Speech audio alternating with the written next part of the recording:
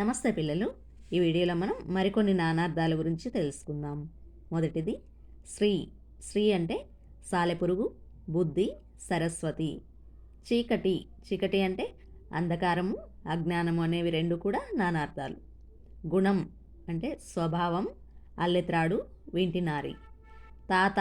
తాత అంటే మన తండ్రిని కానీ తల్లికి తండ్రిని కానీ తాత అనే పిలుస్తాం కదా, అది ఒక మీనింగ్. నెక్స్ట్ బృహస్పతి, రాజు అనేవి కూడా తాత అనే పదానికి నానార్థాలు అవుతాయి. నెక్స్ట్ పాదము. పాదం అంటే చరణం, మన కాలి పాదం, అదొక మీనింగ్. పద్యపాదము అంటే పద్యంలో ఒక లైన్ని పాదం అంటారు అని అలంకారాల్లో చెప్పుకున్నాం కదా, అలా పద్యపాదం అనేది కూడా పాదం అనే పదానికి నానార్థం అవుతుంది. నెక్స్ట్ విషము. విషం అంటే జలం, హలాహలం. ప్రియం అంటే ఇష్టము, ఖరీదు. మనం మార్కెట్లో వింటుంటాం కదా, ఈ కూరగాయల రేట్లు బాగా ప్రియంగా ఉన్నాయి అని. అలా ఖరీదు అనేది సందర్భాన్ని బట్టి మీనింగ్ మారుతుంటుంది. నెక్స్ట్ చైతన్యం అంటే జ్ఞానము, జీవి. చింత అంటే బాధ, చింత చెట్టు. చింత చెట్టు అనేది పేరులో ఉంది కదా, చింత అని, అలా.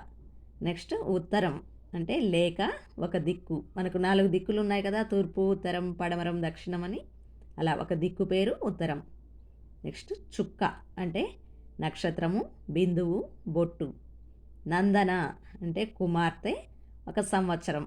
మనకు తెలుగు సంవత్సరాలు ఉన్నాయి కదా, అందులో నందన అనేది కూడా ఒక సంవత్సరం పేరు. నెక్స్ట్ ఇనుడు అంటే సూర్యుడు, పోషకుడు, భర్త.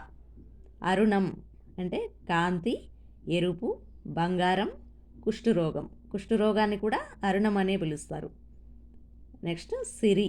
సిరి అంటే సంపద, లక్ష్మి, ధనం అనేవి సిరి అనే పదానికి నానార్థాలు అవుతాయి. ఛానల్ని సబ్స్క్రైబ్ చేసుకోండి పిల్లలు. ధన్యవాదములు.